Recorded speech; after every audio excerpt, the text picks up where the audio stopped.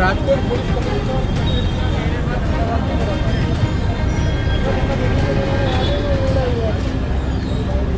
એના નામનો જ છે, પિન્સનો નામનો જ છે. અમને તે કારો પતિ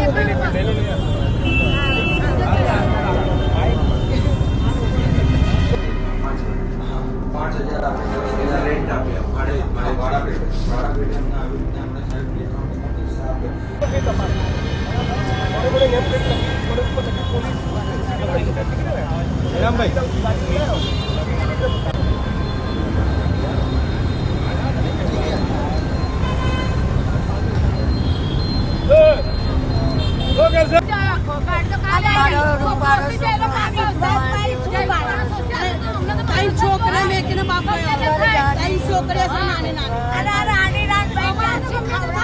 જોઈએ બસ.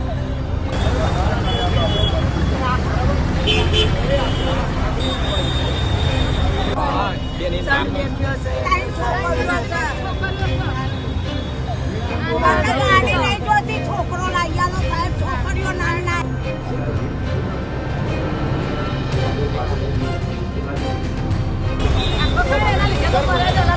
છોકરો મરી ગયો.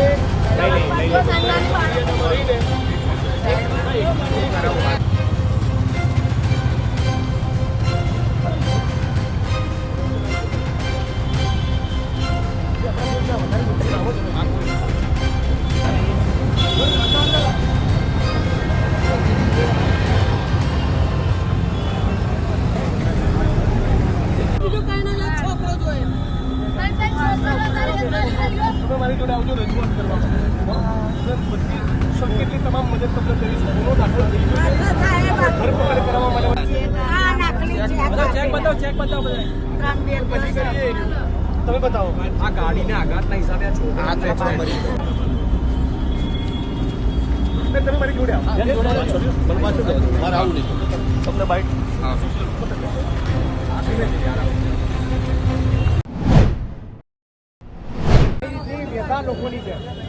ગઈકાલે અમદાવાદ શહેરના અસારવાના ભારતીય જનતા પાર્ટીના એક વોર્ડ પ્રમુખ જયેશ ભાવસાર અને એક એએસઆઈ એ દારૂની હેરફેરમાં પકડાયા.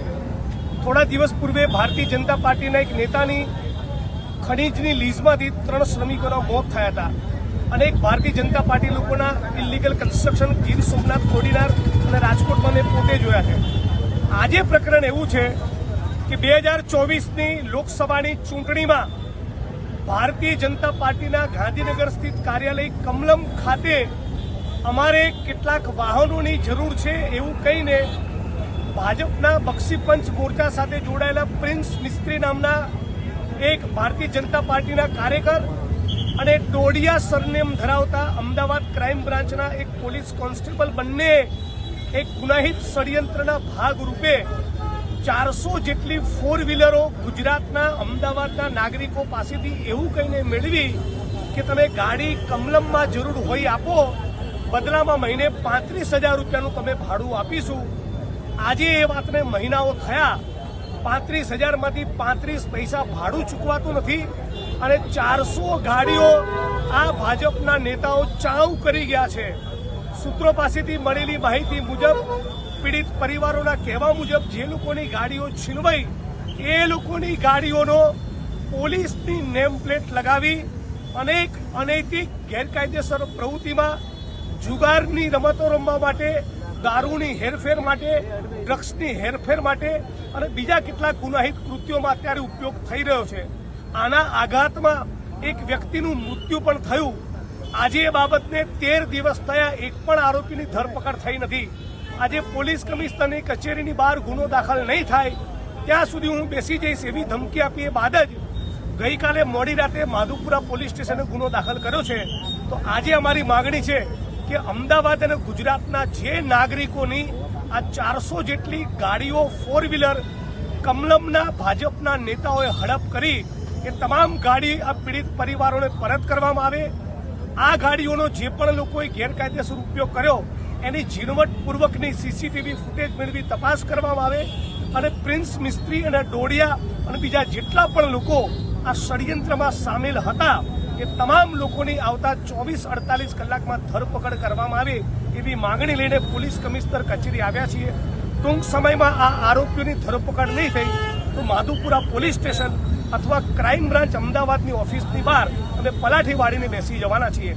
ગુજરાતમાં ગેરકાયદેસર ખનન કરવું, ગેરકાયદેસર મકાનો બનાવવા, દારૂ જુગાર અડ્ડા ચલાવવા અને ગુજરાતના નાગરિકોની ગાડીઓ પચાવી પાડવી, હડપ કરી લેવી, આની છૂટ જાણે ભારતીય જનતા પાર્ટીની સરકારે એ ભાજપના કાર્યકરોને આપ્યું હોય એવો માહોલ સર્જાયો છે. કેટલાક લોકોનું એવું કહેવું છે કે આરોપી પ્રિન્સ મિસ્ત્રી અને ડોડિયા એ લોકોમાં સમાજમાં એવું કહી રહ્યા છે કે સરકારના અમારી પર આશીર્વાદ હોય અમદાવાદ શહેરની પોલીસ કમિશનર કચેરી પણ અમારો વાળ વાંકો કરી શકવાનો નથી. આપના માધ્યમથી અમદાવાદ શહેરના પોલીસ કમિશનર અને ગૃહમંત્રી હર્ષ સંઘવીને પૂછવા માંગુ છું, શું તમે આવા ગુનાહિત કૃત્યો કરનારા લોકોને છૂટો દોર આપ્યો છે? 13 દિવસ થયા, અમદાવાદ ક્રાઇમ બ્રાન્ચ જેવી સોફિસ્ટિકેટેડ એજન્સી શા માટે એક પણ આરોપીની ધરપકડ કરી શકી નથી? એ સવાલ આપના માધ્યમથી પૂછવા માંગુ છું. અને તમામ આરોપીની ધરપકડ નહીં થાય ત્યાં સુધી અમે આંદોલન મૂકવાના નથી.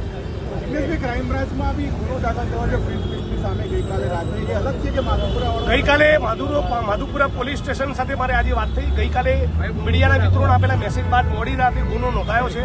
કદાચ ક્રાઇમ બ્રાન્ચ અમદાવાદનું મોનિટરિંગ કરે છે. એ જે પણ કરતા હોય, સવાલ એ છે કે 13 દિવસ પૂર્વે ધરપકડ માટે ફરિયાદ આપી હતી, ગુનો દાખલ કરવા માટેની અરજી આપી હતી. 13 દિવસ સુધી શા માટે પોલીસે ગુનો દાખલ ના કર્યો અને હજી સુધી એક પણ આરોપીની ધરપકડ કેમ થઈ નથી? જો અમદાવાદ ક્રાઇમ બ્રાન્ચને ના આવડતું હોય તો મારું સૂચન છે કે આસામ પોલીસ જોડેથી શીખે. મેં એક ટ્વીટ કર્યું તો 2,500 કિલોમીટરથી આસામ પોલીસ લેવાઈ. અમદાવાદ ક્રાઇમ બ્રાન્ચની ઓફિસ અને અસારમાં બેઠેલો આરોપી વચ્ચે ખાલી 2.5 કિલોમીટરનું અંતર છે. તમને પકડીને બતાવો ને તમારામાં પાણી હોય તો. ઓકે.